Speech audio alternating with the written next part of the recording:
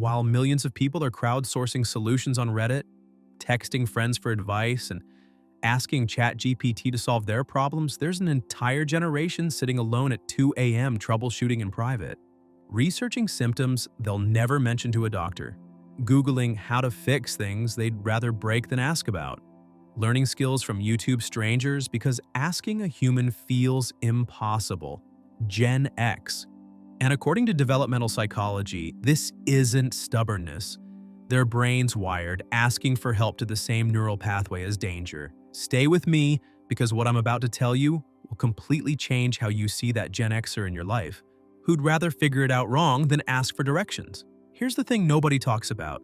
Let's start with the obvious question.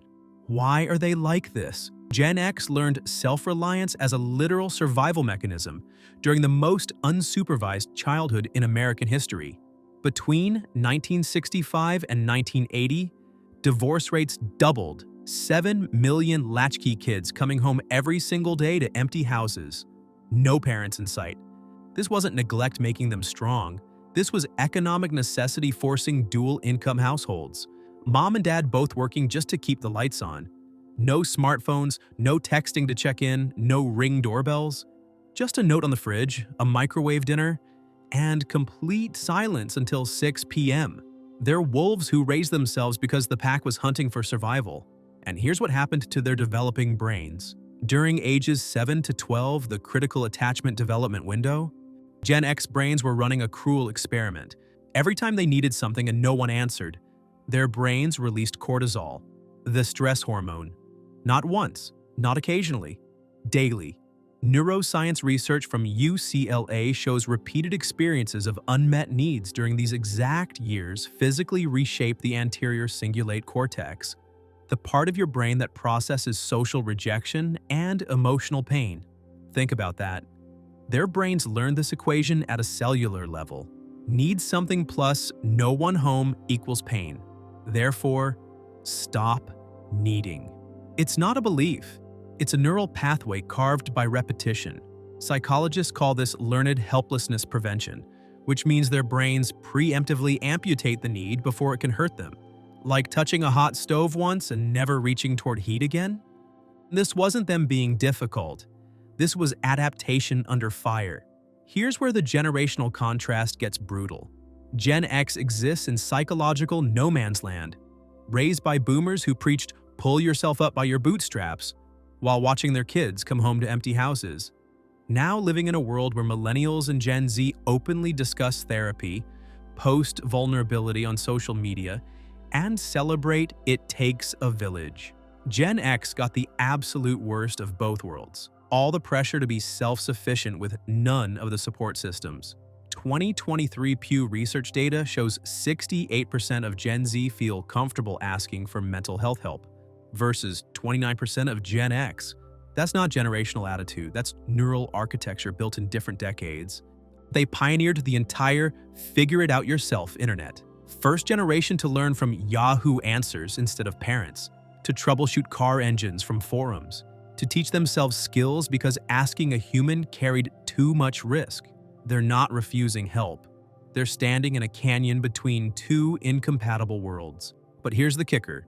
The psychological cost, that hyper-independence everyone mistakes for strength, neuroscience now recognizes it as an attachment injury, a specific trauma response with a clinical name, counter-dependent attachment.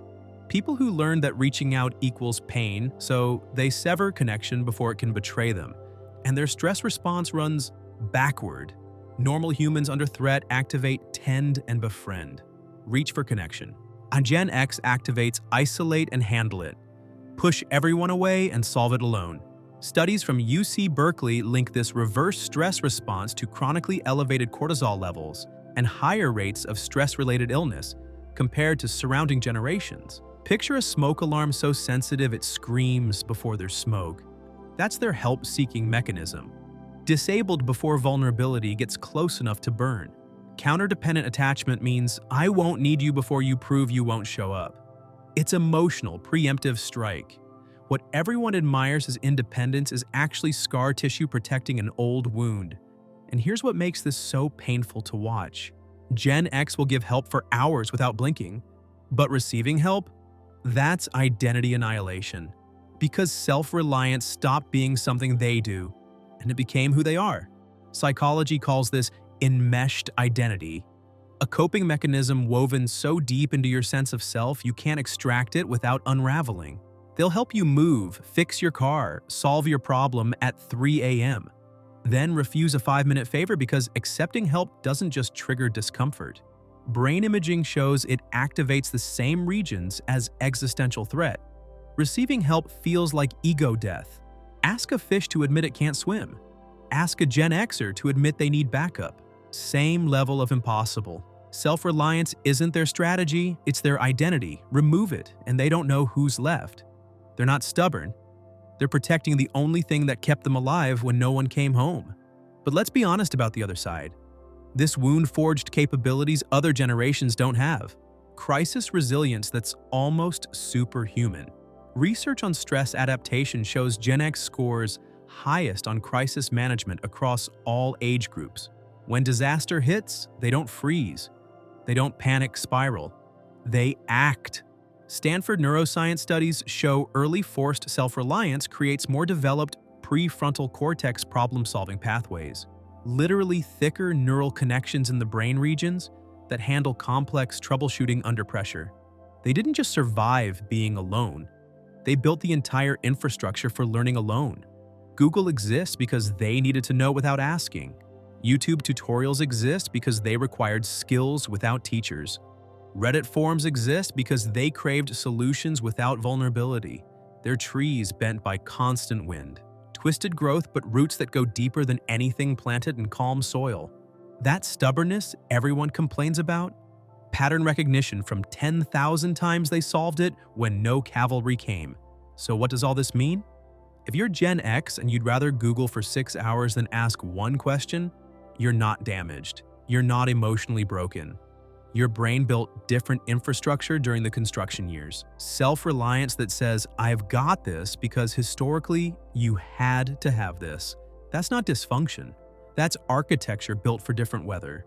The next time someone tells you to just ask for help, remember this. You're not refusing connection. You're running survival code written when connection meant risk you couldn't afford. Code that kept you fed, safe, and alive when you came home to silence. That code doesn't need fixing. It needs recognition. And maybe, just maybe, the world needs to learn from people who can hold themselves together when everyone else falls apart. If this landed for you, you'll probably want to see why Gen X has a different mentality towards money than other generations. Click it.